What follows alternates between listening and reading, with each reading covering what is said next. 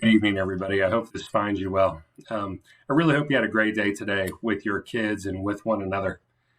I just wanted to share this out with you tonight, do a quick recording to just share some information and maybe address some issues that are on all of our minds, as well as talk to you about some specifics in regard to our current remote learners. But I want to begin by just recognizing and taking a minute to let you know that I see you and hear you in regard to our shared increased stress level. I think right now, many of us have some concerns, not only in relation to the remote learners that we have at the High School currently, but also what we're witnessing happening at the elementary school, going to a full remote learning environment. And so, I want you to know that I share your concerns, and I just wanted to mention that I know that is adding to your workload and to your stress level, and I regret that. I want to do what I can to relieve that as much as possible, and so I just thought it was important to recognize that. I would also share that there was a big factor in regard to Sabetha Elementary School and moving to the different learning environment, and I think many of you know this, but if you're unaware, it really had the most to do with the fact that they had too many teachers out of the building. They had gotten to a point where so many teachers were either positive or quarantined that they could no longer offer the education in the in-person environment. And so that's what took them to that point. Now, for us, at least right now, that is not an issue. And so while there has not ever been a topic of conversation with Sabetha Elementary School going to a remote learning environment, I just did want to let you know kind of the reasons that Sabetha Elementary did. In regard to our stress level, I know that I also, from time to time, add to that stress level. And I know that I did send a number of emails in the last week, especially in the last 2 days. I've peppered your inbox, and I know that also adds a layer of complexity to your lives. And I apologize for that. I'm not looking to add more work, but I do want to make sure that everybody is provided the same information. And those emails, for those of you that haven't received them, those emails are strictly to ensure clarity and an open line of communication between kids and families and teachers. And so it's just that initial communication that I'm having with students who are moving from in-person to remote. And so I am going to continue that method of communication. And as you continue to see those, you can read or disregard as you see fit, because I also know that students at the high school level are more often than not reaching out to you directly to let you know. And so I'm proud and appreciative of the efforts of our kids for being advocates for themselves, for being active in regard to their communication with you. I think this is an instance where we can't have too much. And so I just wanted to mention that as well. I think my final comment on just what we're seeing with those remote learners and that communication is just a reminder to you to continue to be patient and understanding. Please be kind and compassionate and considerate of these kids. I think more often than not, we're going to see a pretty seamless transition from in-person to remote learning. I think that we've seen that today with a number of students who were in person yesterday but quarantined today. It was pretty painless and seamless the way that they moved into their new learning environment. For some, it's a little bit more complicated, and so just a reminder to be patient and understanding with the fact that internet sometimes is unreliable for individuals depending on where they live or accessibility for them. They might miss a Zoom from time to time. If they reach out to you, continue to be patient and understanding first, and then we can move on from there. So that was just a quick reminder. I did want to share with you, just briefly show you the information that I shared with you a couple of hours ago about this remote learning folder that we have. It's SHS Remote Learning 2020-21. And I wanted to build this to really just allow you some ease of access to some information that some of you were asking for. In the beginning, we had a pretty lengthy document. It was becoming clunky. It just was adding remote learners as we were adding them. And so what I hope that this kind of cleans up some of that confusion for you. As I said when I shared this, within this folder, we have the remote learner assurances, we have the meaningful contact logs, and then we have our return schedule here for our remote learners. And I'll address all of these here briefly and just show you the remote learner assurances are just the agreements that we have with the families.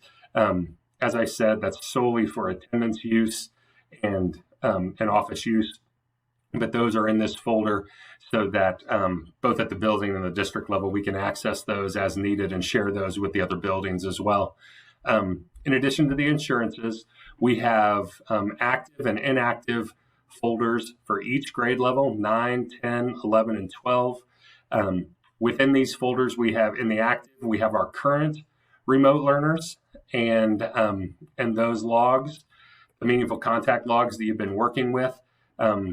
Show this one, for example, and just kind of give you a reminder of how these operate and function. This student, we have just the daily check-in. Remember, we're required to have one meaningful contact a day between a student and a teacher. And so on this example, we have me, Mrs. Manch, Mrs. Stahlbaumer on this particular sheet. And mine was an initial correspondence with the family. I should have and could have added that here. And maybe I'll go back and do that when we're done. But you can see here for Mrs. Manch, she communicated via email, sent a choice board. Mrs. Stahlbaumer Zoomed with these students. And I know that that's how a number of you are managing these logs.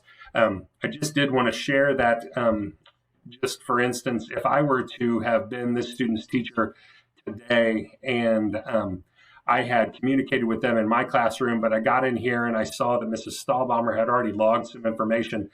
We're not required to do anything more than one meaningful contact. And so this is really helpful that Jackie's done that. However, if he's Zoomed with me and I had some information to share, I could add that to the notes. I could just say, for example, I could put Glenn, student Zoomed with me, or student submitted a test or communicated about a paper, or anything of the like. So please feel free to enter in the information. I think in the same regard, if we were to look in here and look at today, 11/3, and if we would have not seen anything in here, it would be important for you, if you had communication with that student, to go ahead and log that contact so that we had that available to us. So those are the contact logs that are in the remote learning folder. We have those at each grade level. Again, those are available to you for your convenience. In addition to the contact logs that are in those folders, we have this remote learning return schedule. And this is something that was shared with you earlier. And what I'd like to call your attention to are the tabs here along the bottom. And those are also on those remote learner meaningful contact sheets as well. There are tabs across the bottom with the month. You do want to pay attention to being in the correct month on those sheets. I'm going to go ahead and jump to November, which will give us our most current information. If you scroll back through the September, October information, these were all of those initial remote learners that we had from our first crop of positive cases. And then as we move throughout the months, we have the most current information. And so as you can see right now, our current students, we have a total number of 26 remote learners that are out. In each of these sheets, the name, grade level, the date they will get out, and then their return date. And so we enter that information in. We actually steal this information from a larger document that Lindsay compiles along with our district nurses to just kind of offer the most up-to-date information. But this is in that folder as well, and that is available to you. I'm in that folder most of the day accessing information. And so you can rest assured that that's going to be the most up-to-date information in regard to those remote learners and when they'll be returning. Okay, that's our remote learner information. I wanted to just talk to you for a moment about quarantines and how that goes, and just kind of give you the bullet points on what we need to continue doing to ensure that we are serving our students and our families well. The way a quarantine works, as you know, is we're contacted by Nemaha County. That's usually in regard to a positive student that has a connection to Sabetha High School. either through academics or athletics. And we are typically asked to provide a list of close contacts. And what we do at that point is we go into your seating charts. I take those and a tape measure, and we go into the classrooms. And so Mr. Berger and Lindsay were helping me do that a little bit today. And that's the way that works. And so I'm using just that information. And if there's a question with that, I also have been reaching out to teachers and communicating with you directly to ensure that we are not doing anybody a disservice by naming a close contact. And so I thank you. I reached out to a number of you on Sunday night. I appreciate that communication. It did allow us to keep from putting some students on a quarantine list. And so we want to make sure that communication stays open. But also we want to make sure that we're dealing with the most updated information. And so please make sure that your seating charts are current. Please make sure that you're adhering to those in the classroom. If you're allowing students to sit in other places and I get a call in an evening and they are looking for close contacts and I go by the chart, but that's not accurate, we do run the risk of sending healthy kids home. And so we want to make sure that we don't do that. So please make sure that your seating charts are up to date and that we're adhering to those as well. That is just kind of the bullet points on quarantines. I just wanted to remind you of how that works and how critical it is to make sure that we have the most updated information in regard to our seating charts. Along those same lines, just some reminders. Continue to be diligent in how you're communicating with kids about proper mask wearing and social distancing and hand washing and hand sanitizing. I appreciate the efforts so far. I don't have any doubt in my mind that those efforts and your efforts and your leadership, as well as the students' efforts and leadership, I believe that's gotten us to the point where we are today, which is in-person learning, involved in athletics. We have gotten through an entire fall sports season. We're looking at a musical. We're looking at our winter sports season. We want to continue with those strong efforts of wearing our masks, washing our hands, and being as distant as we can from one another. And so keep that in mind. Continue to look at your classrooms. If there is no possibility of 6 feet, please allow your students an opportunity to get up and move at least every 10 minutes. Again, it's critical that we do not send healthy kids home. And so look for every opportunity and advantage that you have with spacing out students. And I know that in a number of classrooms, we just don't have the space. So in those rooms, in our labs, and in some of those other spaces, please allow your students to get up. It might even mean them getting up and leaving the room for a moment and then coming back. I understand that could be seen as a disruption to the day or to the lesson. In the long run, that's going to be a benefit to our students. So please look for opportunities to do that. Finally, I just want to say that I wish I was there with you. I am thankful that you are all there with our kids. I trust you so much every day, and I appreciate everything that you do in regard to making sure that the school runs well. I want to really shout out to Lindsay and Mrs. Huffman, Mrs. Evans, and Mr. Berger, and Cherie, everybody in the office that's been manning the phones and fielding calls and emails from families and kids and the health department. I've been trying to do my part here from home, and I just really want to applaud their efforts in helping to ensure that we remain on the right track, but really thank each and every one of you for what you're doing to continue to have a positive outlook and mindset and have positive interactions with our kids. You are the lifeblood of our school, and your interactions with the students are just so important. And so thank you for that. I wish I was there with you. Like I said, this has been a difficult transition for me to be working from home. I've yet to find a balance with it, but I just want to offer my support to you.